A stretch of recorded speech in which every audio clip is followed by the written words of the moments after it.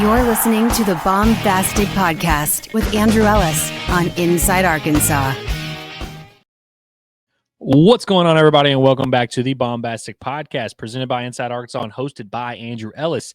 Today's Baumbastic postseason podcast is presented by Hickey and Hull Law Partners here in Arkansas, where they handle matters such as divorce, custody, criminal, civil litigation, and more. It's Hickey and Hull Law. Things are about to get better. And I wish I could tell you that things were about to get better for the Arkansas Razorback baseball team, but they have concluded their time in Hoover, Alabama. It was a great trip. It was an unforgettable run they had at the SEC tournament. They fall in the quarterfinals in their first game, 5-2 against Ole Miss. We're going to break it all down. We're going to talk about it.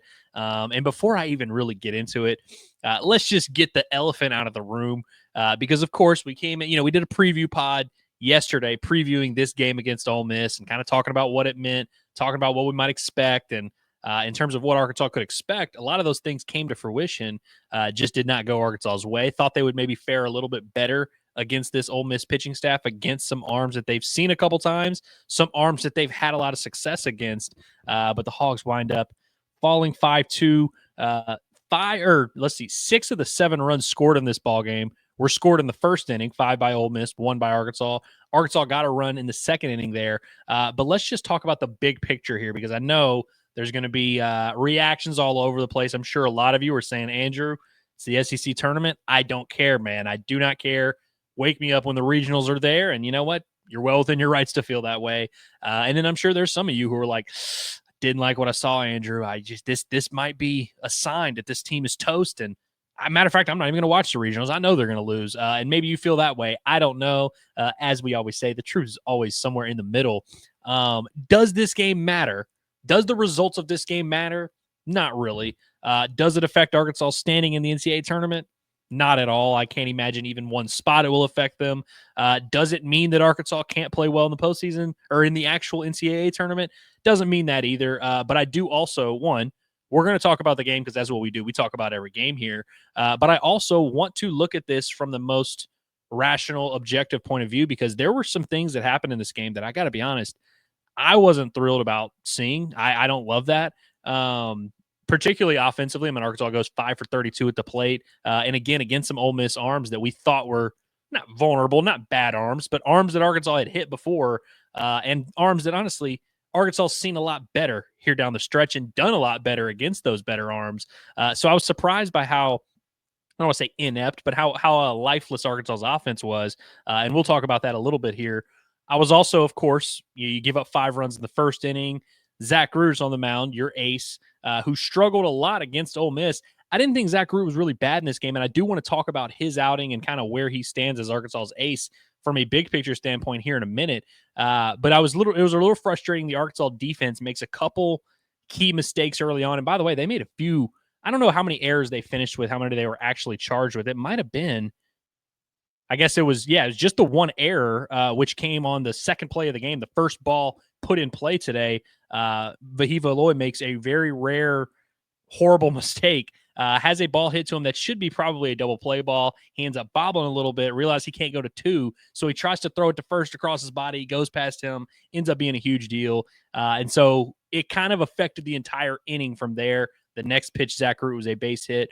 And that was disappointing to see the defense behind Zach Root not play well. And then to see him kind of struggle to get back on track, which, by the way, is not completely on him. And matter of fact, Zach Root finished with 1 earned run in this game because a lot of the damage came with 2 outs. And by that point, if you're wondering how that all works out, and the earned run, unearned thing can always be a little confusing. But anytime there's an error made and it should have been the 3rd out, so then once Arkansas got to 2 outs, you look back at that error before and you're saying, okay, they should be at 3 outs now.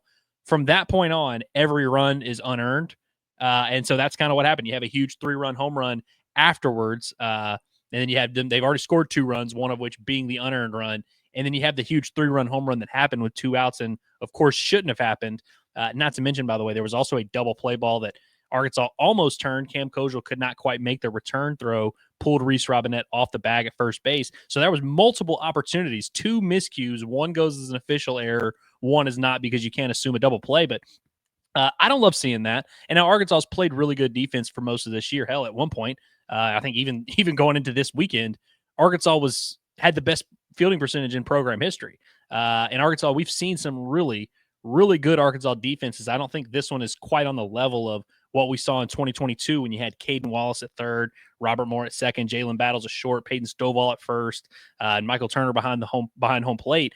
I don't think this defense is quite on that level, but statistically, they've been as consistent, they've been as steady, and they've been as mistake-free as any that we've seen over this last little stretch here of Arkansas baseball, which again has featured a lot of really good defenses. So that surprised me a little bit. I'm probably, of all the things that happened today, because anytime something happens in a baseball game, you kind of got to take it with a grain of salt and say, okay, is this out of character? Is this unusual? Why did this happen? Is this something that's just a fluke one-off? Is this something that is going to keep happening? Of all the things that happened today, and we're going to talk about a lot of them, the defense is probably the one I'm least concerned about. Although I will say, when Nolan Souza left this Arkansas lineup in that Georgia series, weirdly enough, I was sitting in this exact spot here in Arkadelphia with Starry Night behind me. When that happened, when Nolan Souza left the Arkansas lineup and no longer was playing second base, and you had Cam Kozel, who was playing first base, and if you guys remember, had really kind of solved Arkansas's first base conundrum. They had started the year with Rocco Pepe, and it clearly wasn't working out from a defensive standpoint there. I think Reese Robinette has done an awesome job. He's in a well above average defensive first baseman, so you're still getting good defense there at first base. But when Nolan Souza was in the lineup, you had an above average defender at second base in Nolan Souza. You had an above average defender at shortstop in Vahiva Aloy, an above average defender at third base in Brent Iredale, and Cam Kozel, I would say at first base, was around, average to above average as a first baseman. I do not feel that way about Cam Kozel at second base. Now, of course, he rakes. He's one of Arkansas's most consistent, most reliable hitters. So, of course, he's going to be in the lineup regardless.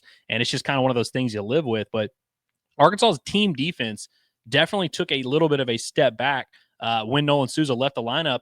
And, we'll see. Gabe Frazier, by the way, played a little bit in this game, got a pinch hit at bat late. Good to see him kind of get back to action because he had been banged up. Maybe throwing him in changes this equation, but Arkansas's defense is a little bit – that's actually a thing. Their defense has been worse since Nolan Souza got out there, just from a positional what all do you have there. And Cam Kozel really, although he did make one of the most important plays of this game, or at least it seemed like it in the moment, I guess it was one of the last pitches Zach Root throws is a double off the wall in right field. Logan Maxwell throws a relay to Cam Kozel, who throws a relay home to Ryder Helfrich. That's like the holy trinity of bad defenders for Arkansas baseball right there. Maxwell, Kozel, and Helfrich. That's the three's company of Arkansas's kind of weak spots defensively. Neither throw was really great, but both of them somehow got there, and Ryder Helfrich ends up tagging the dude right on the face, which was really cool. But Cam Kozel, it's been a little bit of an adventure there at second base, and I don't want to harp on it too much. But when I'm thinking about things that I'm a little bit concerned about, the defense isn't one of them, but I did feel like I should note that. And now I want to talk about Zach Root for a little bit because I have a little bit of a rant to go on with Zach Root. But before I do that, I want to tell you guys about one of our newest sponsors. You heard me mention Hickey and Hull at the beginning of this podcast, but they are now officially on board with us for the postseason. We're really excited about that, and I want to tell you guys a little bit more about them. Divorce and custody cases are too important to try and face alone. Let Hickey and Hull Law provide you with persistent and diligent representation to help guide you through the entire process. They have handled thousands of family law cases and have experienced nearly every scenario that may come up. The foundation of a strong attorney-client relationship is honesty and trust. Hickey and Hull Law prides themselves on building relationships with their clients and providing honest, principled advice and representation. They push the case forward for their clients, advocating for them in a diligent and consistent manner from start to finish. Hickey and Hull Law offices have offices across the state of Arkansas in Fayetteville, Fort Smith, Little Rock, and Mena, which I'm not too far away from that area right here today. You can call them today at 479-434-2414, or you can check out their website. Visit hickeyandhull.com or scan the QR code in the top right of your screen. It's Hickey and Hull Law. Things are about to get better. Here's that QR code right there. I never get the pointing thing right, but I got it right. If you're watching on YouTube, just scan that QR code. That'll take you right to their website. We'll tell you all you need to know. We appreciate them for all they do for us. So Zach Root. Let's talk a little bit about Zach Root, because again, how many outings I feel like, with Landon Beitelscheiss, we kind of went through that thing where it was like every outing, it was like Groundhog Day. It was like the same outing every time. He'd be pitching fine. He'd get to kind of that third, fourth inning, and then he'd give up a 2-run home run. And then, you're like, oh, he didn't pitch bad, but he didn't get through 4 innings, and you just kind of left a little bit like dissatisfied. Like it's not like he pitched horrible, not like you're mad at him, but it's like you just kind of you're like, maybe we didn't quite get what we needed here. And I do want to point out that the expectations coming into this start for Zach Root, we talked about it a little bit on yesterday's show. Dave Van Horn basically said, hey, we're going to treat it like a real game. And I know Matt Hobbs, who, by the way, I want to talk about Matt Hobbs a lot on this show. Anytime Matt Hobbs is speaking, you should be listening, because I just feel like he's, one, knows what he's doing. He's a huge part of the program, so of course it's relevant from that standpoint. But he always has interesting things to say and kind of talks about the mentality of the team and the way these guys view this thing. One of the things that Matt Hobbs talked about, one, he said he didn't want Arkansas to waste the competitive edge that they showed against Tennessee to battle back in that series. You lose game 1, tough, close game. You have your 2 best arms get beat up a little bit. You come back and you win game 2, you win game 3. He felt like that took a lot of grit, a lot of, battling through adversity, a lot of tenacity that you love to see from the Arkansas Razorbacks. And we talked about it on the show. We were thrilled about that.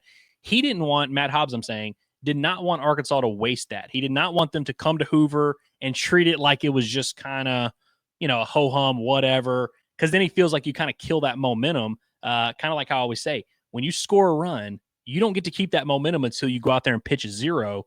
That's kind of how I felt about this series of like, hey, you built some great momentum from that Tennessee series. You finished the regular season strong. You get to 20 wins. You lock up that national seed.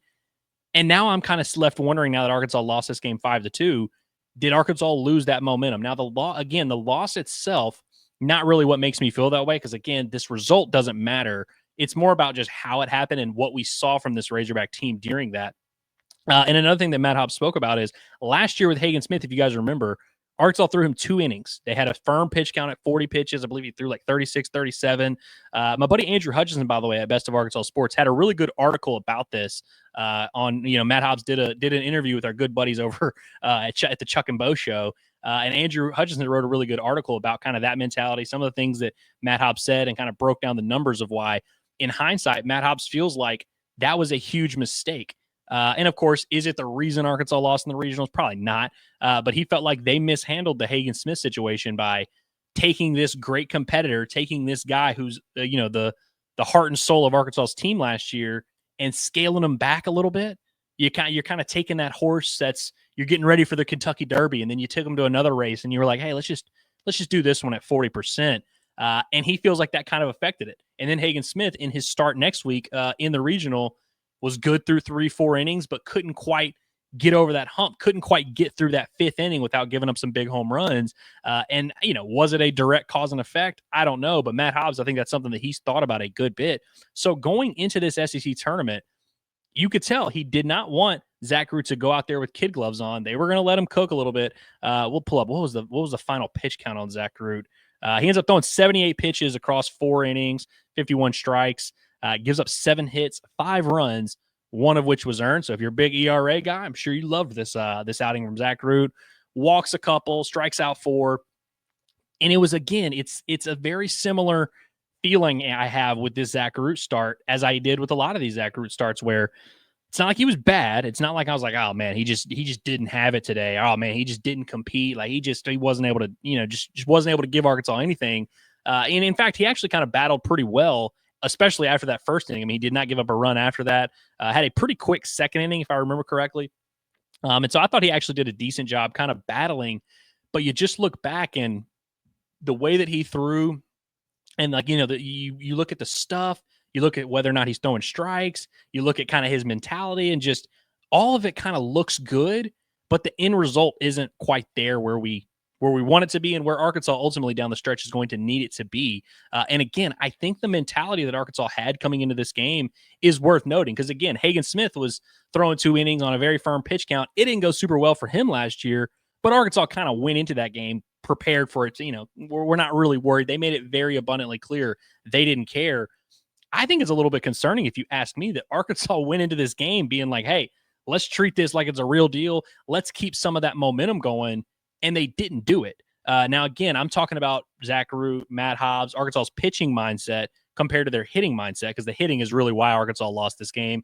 Of course, you can't have 4 unearned runs happen in the first inning. Wound up being too much for Arkansas to overcome. But if Arkansas had taken advantage of some of their opportunities at the plate, it would have been a moot point. Because, by the way, Arkansas's bullpen pitched really well. We're going to talk about Gabe Gackle. We're going to talk about Cole Gibler and what they did here in a second. But I come back to Root, and it's weird. I also want to make this clear because I'm going to be a little bit critical, and I don't want to sound like I'm the guy who's overreacting and panicking over a random loss. And when I say random loss, a loss in the SEC tournament, which I don't need to bore you guys on the history of teams that have stunk in Hoover and then gone on to either win the national title, go to Omaha, or whatever. Hell, we've seen it play out with Arkansas in the recent history. We've seen it play out where Arkansas goes 0-2 and they look horrible. They look lifeless. And then they go on a run and play their best baseball in the NCAA tournament. All of that. And I do want that context is important. Like, as frustrated as I seem now and as frustrated as I'm going to seem during this rant, it's really like by the time Monday rolls around, I will have forgotten all about this. And I think you should too. But I do just want to make sure that when all this whole thing plays out, we're not looking back and saying, oh man, there were some red flags. But the thing with Zach Root again is stuff standpoint. I mean, his fastball, 94, 95, it had some life today. He was spotting it pretty well also. I don't know if I saw him throw a ton of the big overhand curveball, but he throws that changeup might be his best pitch. He throws the cutter. Like, he's a legitimate 4-pitch guy. And you look at all the pitches, would you really change anything about them? Like, do you feel pretty good about each of those pitches? He throws a ton of strikes. He's got a ton of experience. He can kind of get on a roll there. Like, on paper, Zach Root is everything you would want in a Friday night starter. He's everything you would want in your weekend rotation. He's everything you would want out of a pitcher into the portal, which is what Arkansas, I mean, he was the number one guy. Of all the pitchers that were available to Arkansas in the portal, they went out and got the top two guys. And you kind of need those top two guys to be good. And so, again, it's like, it's weird that I can't make sense of it. You know what I mean? Like, it'd be one thing if it's just like, hey, his velo dipped and they were able to jump on his fastball a little bit. And then at least my brain can process why that happened. Oh, he got an 0-2 count and he left a slider over the heart of the plate. He got burned. Like, I can at least make sense of that. With Zach Root, there's been like 5 outings this year where I'm like, I felt like he threw the ball well. Thought that he competed. I thought, it was fine. It just didn't work out. The end result was not good. And I'm at this point now where I'm starting to wonder. And by the way, Zach Root is a guy that, like we've said, might be a first-round pick, might be one of the top arms in the draft. And the reason why is because MLB teams love the idea of Zach Root. And I personally love the idea of Zach Root because for all those reasons I just detailed. Hell, I like his personality. Like, I think he's a little bit of a weirdo. He's a little bit of a left-hander. He's coming out to the heavy metal music. He's got that experience. Like, I'm all on board. But I think the idea of Zach Root is better than the actual results. And this is coming from a guy who was first-team All-SEC. And so I think it tells you a little bit about how talented he is and how good of a prospect he really is, that we're talking about him underachieving. And it's a guy that was first-team All-SEC and the ace of one of the best teams in the country. But I just kind of leave myself going, man, like, is he really going to be able to get these really good lineups out? Because, look, we can talk about stuff. We can talk about what pitches you're throwing. We can talk about mix. We can talk about arsenal. We can talk about mentality, all this stuff. We can talk about prospect, projection, potential, all that. This time of year, it's the postseason. Can you get guys out? And by the way, we're going to talk about Cole Gibler in a little bit. Cole Gibler is the exact antithesis, I feel like, of Zach Root, where, he doesn't have 4 pitches. He's not throwing to both sides of the plate. He's not a guy that you're seeing could you really stretch out and throw 6-7 innings, although maybe he will end up doing something like that. It's pretty cut and dry with Cole Gibler. He's got a really good fastball that he can locate, 93, 94, and he's got an absolute hammer of a slider. And there's really not a ton of nuance to it. It's just, these are my pitches. I'm going to get you out with them. And he goes out there and does it. Whereas Zach Root, it's kind of weird where he kind of on paper has it all, but the end result, like, can you get those guys out? The answer has been no in a lot of these big matchups with these big teams. And now that's an oversimplification because he threw really well against LSU. He held them to 2 runs in 6 innings of work. Outpitched Cade Anderson, one of the other better arms in the SEC. We saw him have a really good outing against Georgia on the road where he had to battle through some adversity, wound up giving Arkansas some real depth. I think he went 5 2/3 in that outing as well. So it's not like Zach Root, again, it's not like he's incapable of getting good lineups out and getting good hitters out. But just more often than not this year, we've kind of been left with, a little bit of a weird taste in our mouth. And going into the postseason, the next time we see Zach Root pitch, it will be in the biggest game of the year. And I'm always going to, by the time that game rolls around, I will 100% have talked myself into him going on this great run and being that awesome ace for Arkansas. But I think a lot of you are probably going to have some hesitation, probably going to have some concern, and probably be watching a little bit with your, through your fingers a little bit. And that sucks. It's just a tough spot to be. And so I don't want to harp on that too much. And look, I really do love Zach Ertz. And if he comes out and throws really well next weekend and throws really well in the Super and then pitches Arkansas to Omaha, I'm not going to be surprised at all. Again, he has every single characteristic you would want out of a guy to pitch in that spot, but it just really hasn't played out that way this year.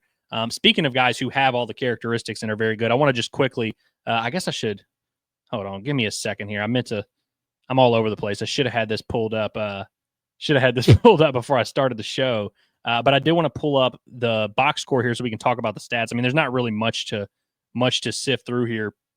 You see Arkansas 5 hits, 5 of 32 at the plate. Charles Davalon had a nice double down the line, which set up Arkansas in a 2nd and 3rd with 1 out situation. And that's when Ole Miss went to their top bullpen arm, Mason Morris, who struck out Vahiva Aloy on 4 pitches, got Logan Maxwell to fly out. Logan Maxwell also had a hit in the 1st inning, which provided Arkansas's first run. By the way, Arkansas's first run of the game came, it was in the top of the 1st. Vahiva Aloy works a 1-out walk. Logan Maxwell has a opposite field single to left field, moves Vahiva 1st to 3rd. And then Kahio Aloy hits a little soft ground ball. That does enough to get his brother home. Arkansas only worked 2 walks in this game, and they struck out 11 times. Man, and I don't want to harp on this too much, but Riley Maddox, the arm that threw for Ole Miss today, Arkansas has seen him like 7 times throughout his career now. They've seen him twice in this season. They fared better against him early in the year than they did now.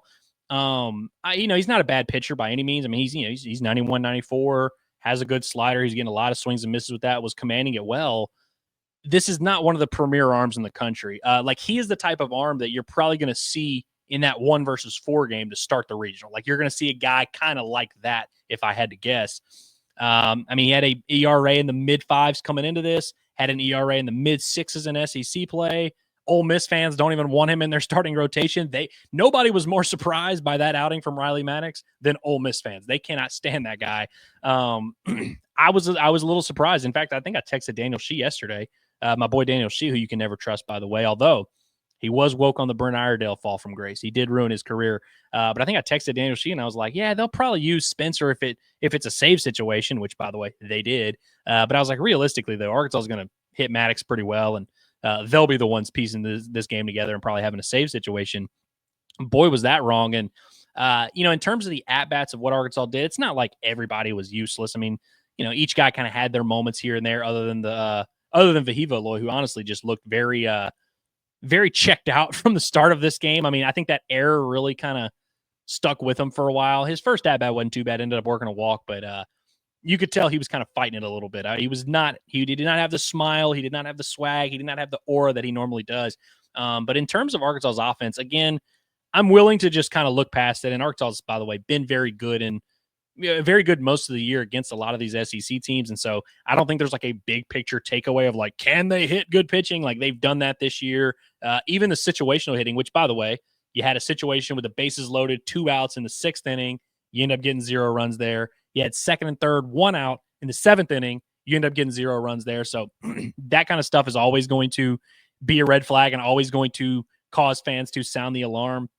Arkansas has been very good situationally this year as well. I mean, they lead the SEC in hitting with runners in scoring position. They lead the SEC in 2-out hitting. They have the best scoring guys on third base whenever there's less than 2 outs. They have the best percentage in that. And so it's like, again, maybe, we're able to just kind of throw this one away. But when you're entering the postseason, which is where we're at now, and Arkansas's next game, by the way, will be in the NCAA tournament, it's just not the kind of omen you want to see, not the kind of vibes you want to see. And as Hog fans think this is an issue unique to them, but really, if you're a baseball fan at any level, your season ends when you have a game like this, when you have a game where you have those opportunities with runners in scoring position and you're not able to make it work. Let me pull up the numbers real quick, just so I can throw something at you here. With runners on base, Arkansas was 3 of 11 in this game, which actually isn't horrible. 0 for 5, though, with runners in scoring position. Is worth noting that one of those is a ground out from Kahio Aloy that did score a run. But offensively, I think the thing that annoyed me more than anything, one, I just didn't think Arkansas was facing super loaded arms necessarily. I mean, even the McCasland kid, who's pretty good for Ole Miss, he's been one of their top bullpen arms. Arkansas scored 5 runs on him earlier this year without him recording an out. Now, of course, he's able to make his adjustments as well, and credit to him for coming in and getting some big outs for Ole Miss. Connor Spencer, by the way, the arm that we talked about it yesterday on the show, pitched twice against Arkansas, got a save in game 1. They tried to bring him back in game 2, and Arkansas ate him alive. Vahiva Aloy had this huge home run against him that sealed the deal. Arkansas scores 4 runs in the 9th. It was the exact same situation today. He had pitched 2 days ago. They bring him back, and he's able to just 3 up, 3 down. No big deal. So that annoyed me. Another thing is hitting ultimately is guessing what pitch is coming and then hitting that pitch. And a lot of times, you'll see a 1-2 count. You'll see a guy swing at a ball in the dirt, and you're like, how the hell did he swing at that? Well, he guessed wrong. And so a lot of times as fans, as we're trying to contextualize this and analyze it, we don't know what pitch the batter is guessing. And so sometimes we see guys foul off a pitch and we may not think anything of it, but in reality, that guy was sitting on a fastball and he got a slider and just kind of had to fight and had to foul it off. That's a pretty impressive foul off. But a lot of times it's tough for fans to know that cat and mouse game, what's going on. But there are times where we do know when it's a 3-1 count and the guy throws a fastball right down the middle and your guy swings and misses at it. That's a tough one to swallow, because that's just one of those, here's my fastball. Let's see whose is bigger here.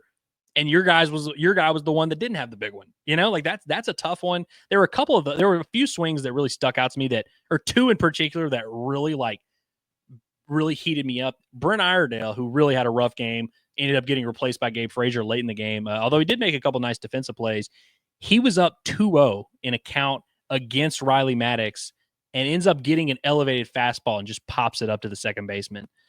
In a 2-0 count, when you're in an advantage count as a hitter, I mean, we have to get a more competitive swing than that.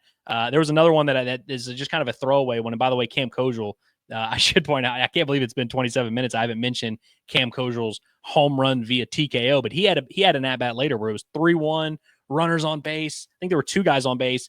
He gets a fastball in the inner half and just fouls it back. Not a big deal. You just go on to the next pitch. I think he maybe even ended up drawing a walk to load the bases. But it's like 3-1. You're sitting on a fastball. You get it. Those are the ones that Arkansas's made a living this year doing damage in those situations, and they did not do damage today. Now, Cam Kojal, let's talk about his second inning home run, which, by the way, I'm laughing about it. I really don't want to make light of it because, those Ole Miss, the Ole Miss center fielder wound up having I guess it was their center fielder or right? I think it was their right fielder actually ended up having to leave the game. Cam Kojal leads off the second inning with a ball in the gap, and he swung it, hit it very well. By the way, Hoover plays absolutely massive. It's been a very large park. I think last year they set the record for home runs in the SEC tournament. They're not going to set it this year. The park is playing pretty big, which it does a lot of times. But Cam Kojal hits one in the gap that, on a warm day at Baum might be having a chance to go out. Ends up landing between the right fielder and center fielder, who then head-on collision, just a full-on, looked like a car wreck.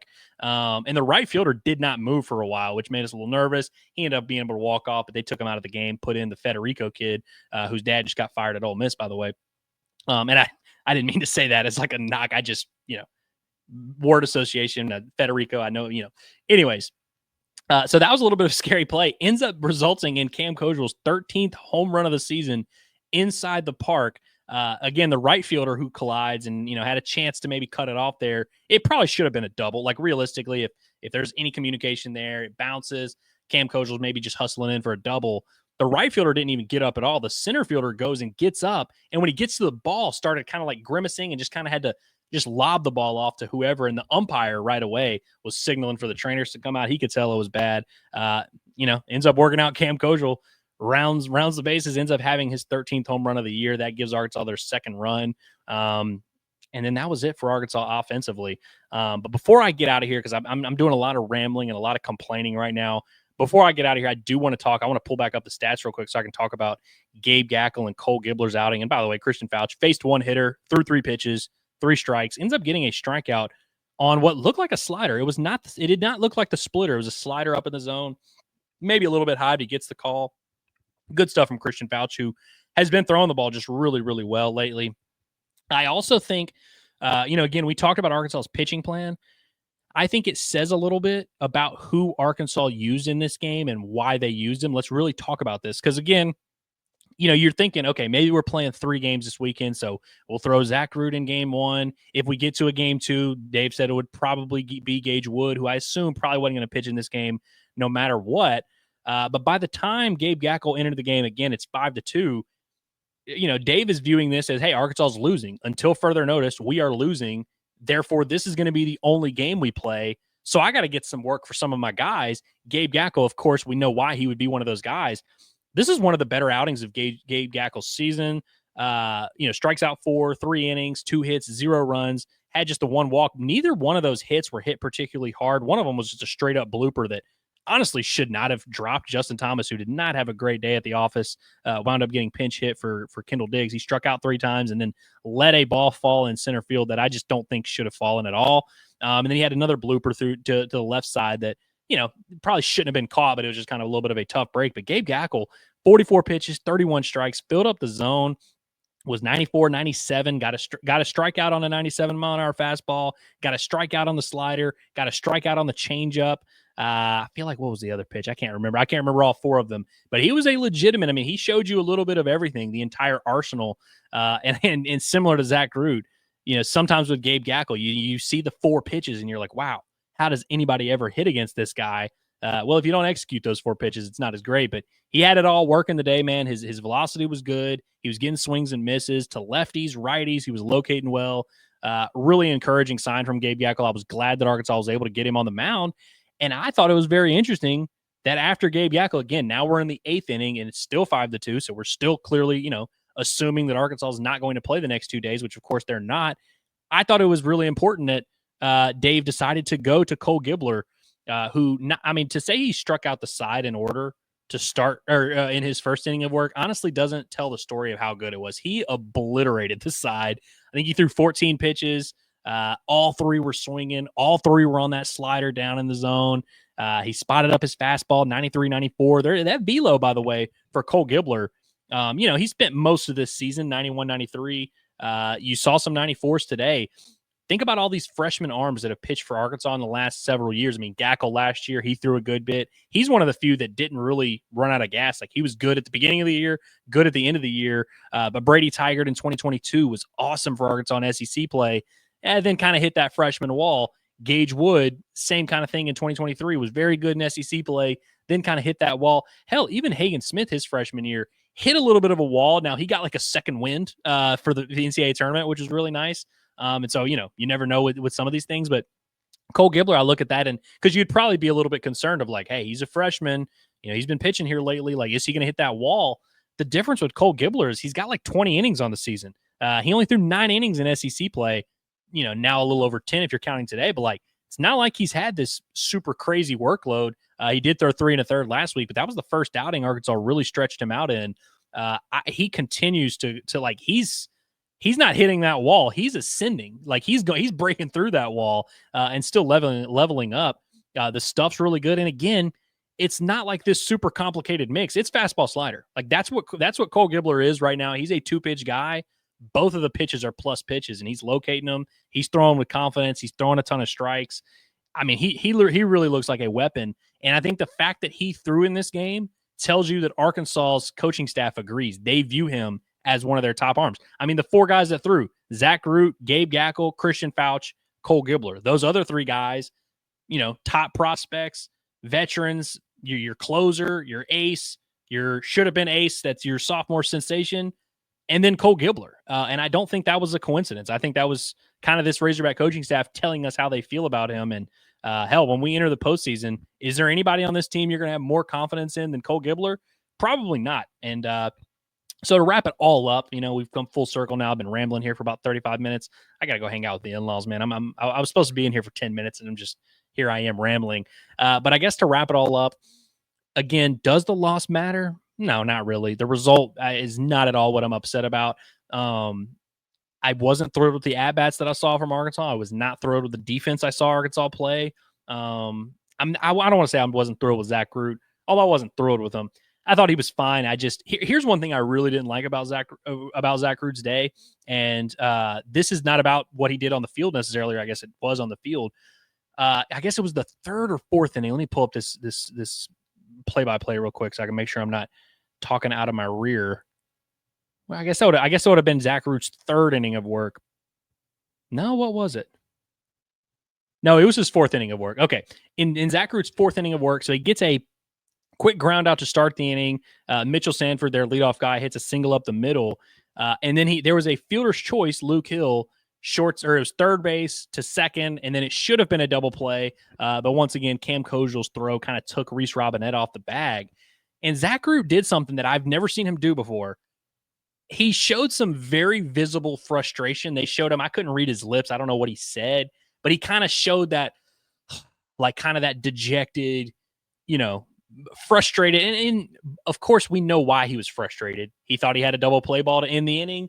He ended up having to throw a couple more pitches, and it was on top of, he should have had one of those plays in the first inning.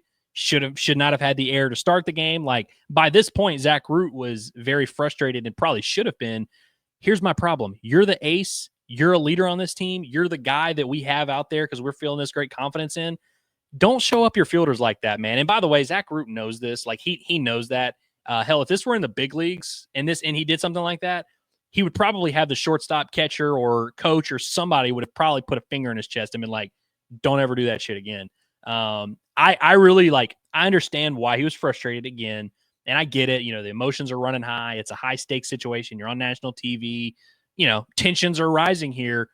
You got to hold it to, you cannot show up your infielder like that. That is not the type of message you want to send. That's not the type of vibe you want to bring. And again, Zach Root knows this. I think if if we could ask him, he would say, look, that's, that was out of the line. I shouldn't have done that. And it's not like he did anything crazy. He didn't throw his glove and start pouting. It's just a little thing.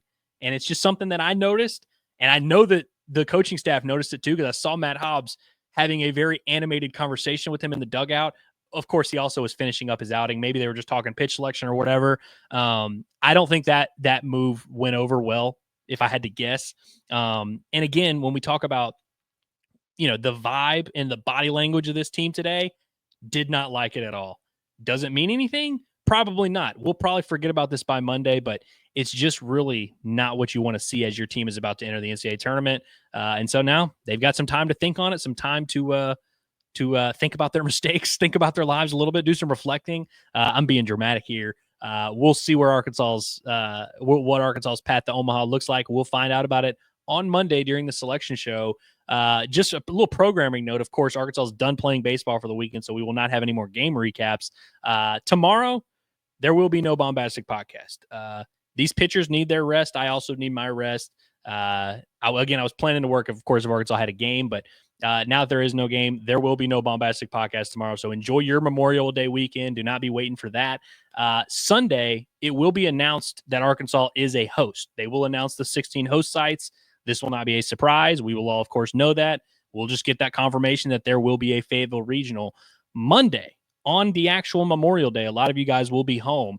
I don't know what exactly it's going to look like for the Baumbastic Podcast. Maybe when I get home later, we'll do something. But we are going to be doing a stream. I believe it's set to start at 10:30 a.m. Me, Curtis, and John.